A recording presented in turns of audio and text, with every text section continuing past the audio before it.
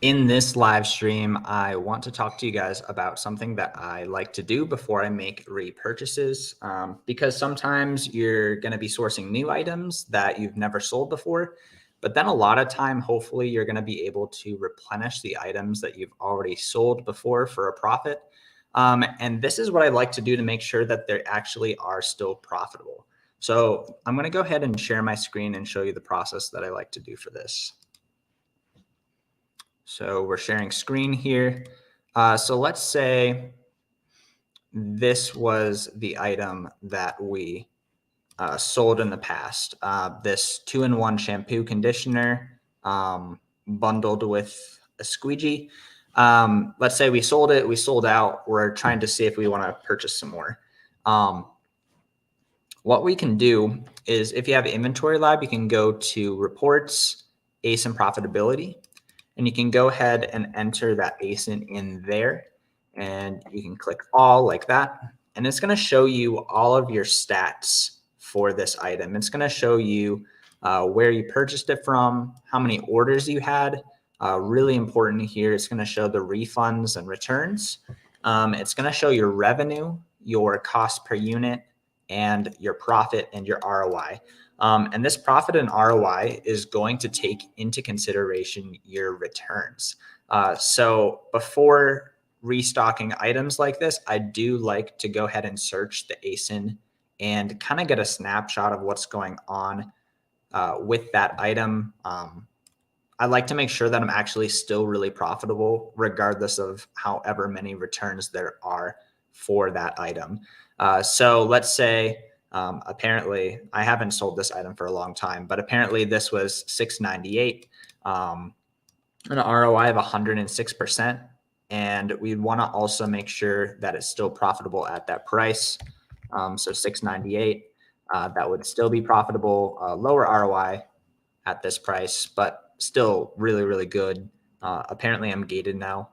But yeah, I definitely like to check this because there are situations, especially with used items and some new items that have a higher return rate. Take shoes, for example. You might be selling it at a 30, 40, 50% ROI. But then if it's an expensive item and there's returns, that can lower your ROI quite a bit and end up making it a little bit more skewed of a picture than you would have known if you had just restocked it and not really thought about, okay, how many returns are there? And like, oh, did the price come down? Am I still profitable? If you don't learn from what actually happened the first time, you could literally just repeat a mistake over and over again, still thinking it's a profitable ASIN to be selling and really just wasting a lot of your money. We got RW in the chat. Good afternoon. Good to see you, RW. It was just a really quick tip to share with you guys about how to make sure that you're actually restocking items that are actually going to be profitable. And RW, I'm curious, do you do this ever when you're restocking your items? I mean, to be completely honest, I'm going to go see if this is profitable. I would have to get ungated in Harry's again, I think. Yeah, Harry's. And this has had some fluctuations here. And it's at its lowest point. It was really high. So we could seller amp this and see if we can find this. Yeah, so I think this was the squeegee that we used here. Yeah, it's $1. You'd have to order it with something else to get the free shipping. But then the Harry's, where do we get the Harry's? $7. Is this the same stuff? That's very different. 14 ounce. 14 ounce, it's just a different different color. I wonder if that's the same stuff though.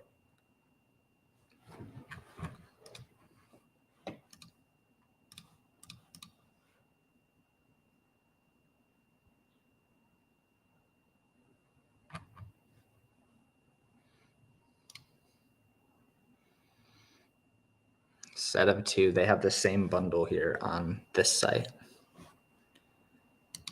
Oh, I have it in my and this is also what's helpful too. Bed Bath and Beyond is the supplier for this, so we'll have to see if Bed Bath and Beyond has this.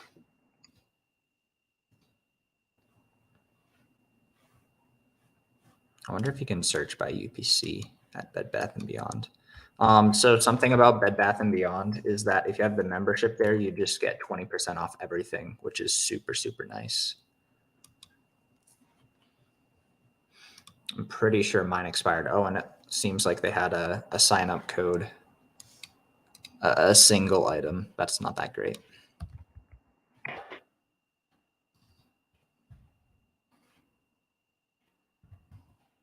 Aries 2-in-1 shampoo and conditioner. Let's see if they have that.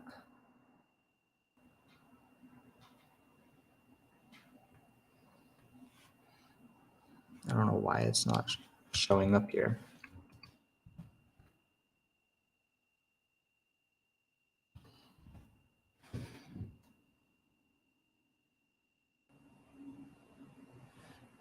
Yeah, we have smaller quantities here. Yeah, I haven't sold this for a very long time, like probably over a year. So I was just curious if I could find it again profitably. This was back in the days of learning how to do online arbitrage that I was doing these. You do this as well, RW? Yeah, I definitely like checking this out because there's been a couple occasions where I was going to restock something and the return rate is just so high that it didn't make sense to restock it. Raspy says, I don't restock. What? Why don't you restock? It saves a lot of time. That's the way that you're going to be able to purchase more stuff. I mean, you can always be looking for new deals and that's good as well, but is that you who DM'd me on Discord? I think I DM'd you a long time ago. I think we talked like 2 months ago. RW says, did you see on Amazon and now shows how many items have sold in the last month? Yeah.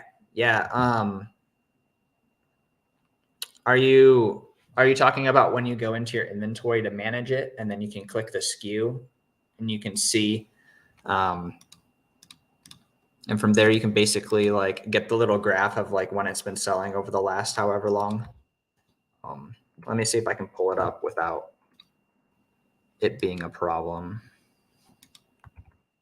I'd have deleted I deleted that SKU. Let's go to something else then. Josiah, good to see you, man. What's up? Raspy says, most of my leads are one time or single time. Yeah, so it's like profitable that one time, but then you can't really buy anymore. It makes sense. If you are able to restock them, that's going to be really helpful.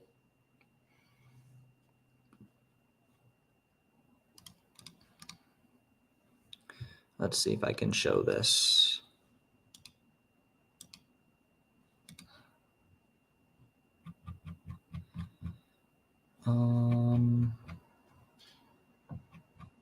Yeah, I don't think I'm going to be able to show this. But basically what you can do is when you search the item in your catalog on Amazon, you're going to see a SKU and you're going to be able to click that. And then when you click that, you can click ASIN and you can see the graph of when that item is sold. Actually, I can show you. Like, I can show you both of these things. I'm going to go ahead and share my screen here.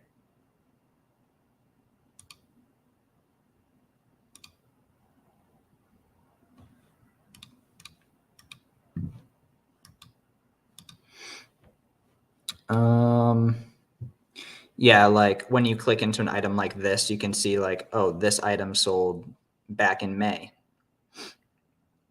Is that what you mean, RW? Oh, not in Seller Central. No, on the items page, look something up. Okay, let me try looking something up.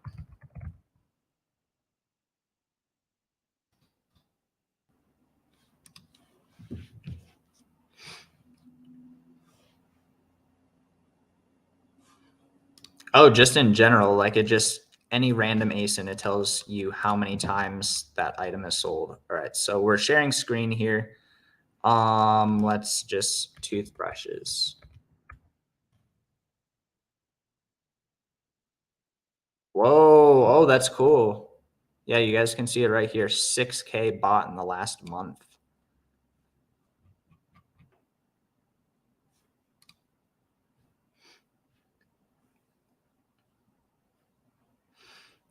I'd be very curious to know, does it show on this page?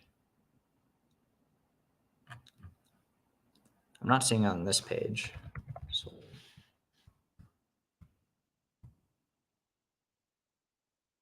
it's not integrated here, but right here it is. And so I'm assuming that's for the whole ASIN, including all the variations, right? Including all these. Interesting.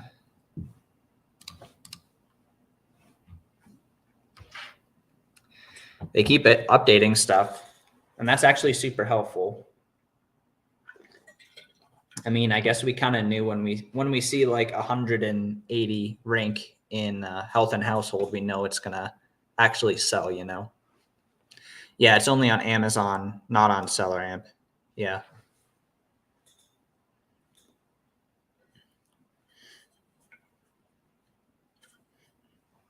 Well, I mostly wanted to just get on and share that tip with you guys. Basically, if you are restocking stuff, checking the item in the ASIN profitability is going to be really helpful to make sure that there's not returns or lowering a price that makes the ROI not worth it anymore.